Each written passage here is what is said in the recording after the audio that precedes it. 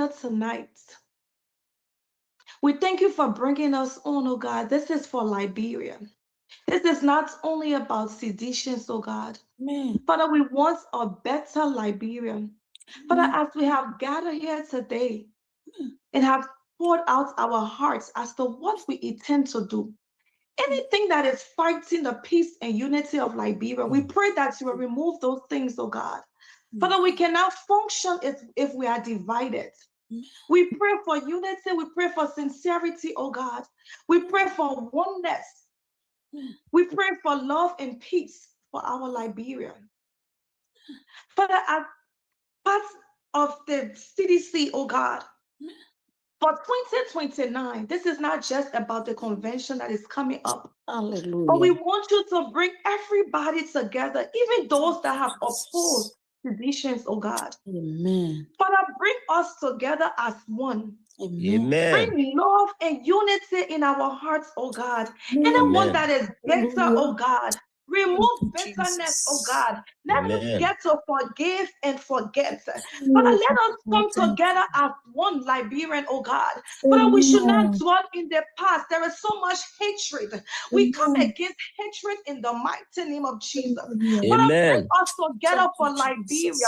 We don't want to remember the past anymore. We want to move forward. Everywhere we fell short, may those who don't want to forgive us, Father, let them have mercy on us. Everywhere we fell short, we come together today to say, forgive us. If your heart is hardened because of what we did in the past, we are pleading that you will have mercy on us. Forgive us. Put this behind you and let's work together as a team. Those who felt that they were kicked out because of a reason, this is the time for us to unite. Please, let's come together as one. Father, we come before you. Mend the broken pieces. Put us together where we fell short, oh God. Bring us together for a successful 2029. We want to come as successful and we need you, God. We cannot do this without God. Father, we commit ourselves into your hands. Everyone on this line and those who are watching here and in Liberia, wherever you are, let unity bring us together, please. Father, take control, protect our homes, protect our families, protect our health. Those who are financially constrained, open financial doors for them. Those who are sick in our midst, we pray for your healing hands to touch us, oh God. We thank you until we can meet again. May peace and love and unity continue to be our number one priority. In Jesus' mighty name we pray. Amen. Amen. You get a job. Thank you. It was not a wrong choice. Never a wrong choice. You get a job. Next time you reduce your prayer. It's a political party. Eric, it was very good. I Excellent. pray with the leading of the spirit, Mr. Yanku. I don't pray Your because I pray secure. according to what I hear. So I cannot question the Holy Spirit. Every little thing you argue like that. Wow, operation man don't talk like that. Eric Daniels, you stay on. But how much argument I argue with anybody here? I'm not arguing. All right. Gentlemen, we had a very beautiful program. You don't devour it now. The program was beautiful. Everybody.